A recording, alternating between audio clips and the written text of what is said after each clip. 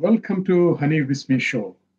So 5 years later, people of Turkey remembering what really happened on that day. That means 15th of July 2016. And today we have on Hanif Bismi Show a specialist, a journalist from Sweden.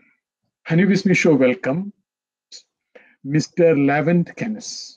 The truth about the coup for me is not a coup. It's a staged coup. It's a self coup according to me, because I've been working on this for 5 years, and the details and the document records, court records I have received show me that it's not a coup that we are very familiar in Turkey. As you already summarized, we have witnessed 5 coups, so this one is not related to anyone. It's quite strange. It looks like the stage coup. I will explain why. For example, during these 5 years, I traveled many countries and met with people and asked them how much percent of Turkish army involved in the coup. I was asking to them, and the answer is only 1% of the Turkish army involved in the coup, and half of this 1% is military students and cadets. Military service is compulsory in Turkey, so half of them are military students and cadets. Only 5,000 officers, commissioned and non-commissioned officers, involved took part in the coup attempt. So, but after the coup, almost 200 generals were arrested. If there were really coup, these guys were commanding at least 200,000 people. How it come? If these guys were commanding 200,000 people, how only 8,000 people took part in the coup? And another important question we should go over is that the coup kicked off at 9 p.m. or 10 p.m. at night, but in the afternoon, it is officially known that this coup attempt tipped off to intelligence chief Hakan Fidan, but he didn't notice Prime Minister and President Erdoğan. It's a very question mark in that scenario. Well, let's for a second, let's assume that me or you we are president, and there's a coup attempt against you. They will try to overthrow your government, and you receive that news in the afternoon. But until night, according to official narrative that was distributed by Erdoğan's government, you do nothing. This is not logical. Well, if you got that intelligence that an officer came to the intelligence chief's office and saying that in the evening there will be a coup attempt against the government, they know it.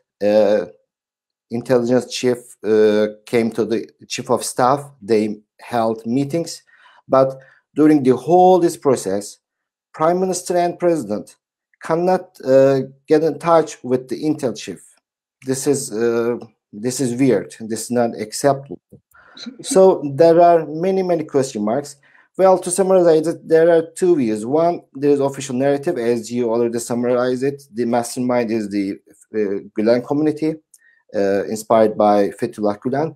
But in 5 years, we have learned that it is more staged by Erdoğan in order to reach the absolute power. It's quite a self-coup rather than Gülen community committed this.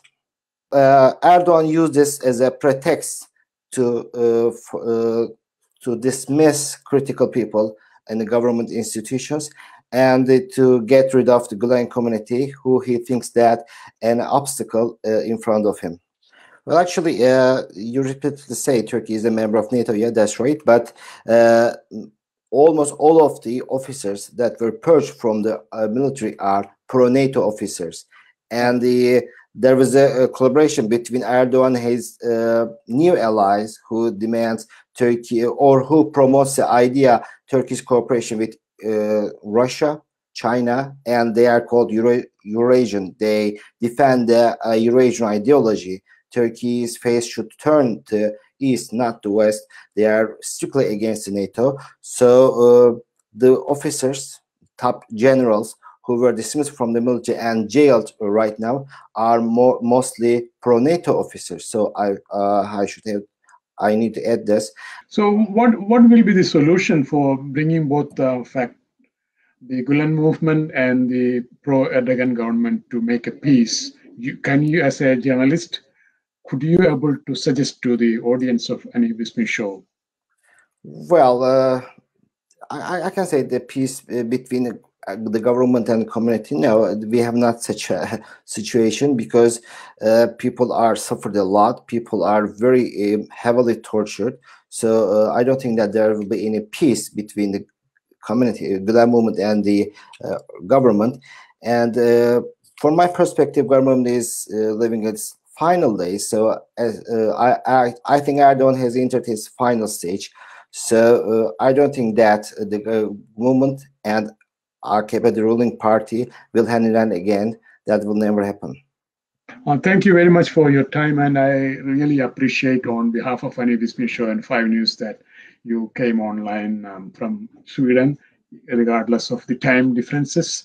And once again, on behalf of 5 News, Australia, and Hanif Bismi Show, we thank you for your time.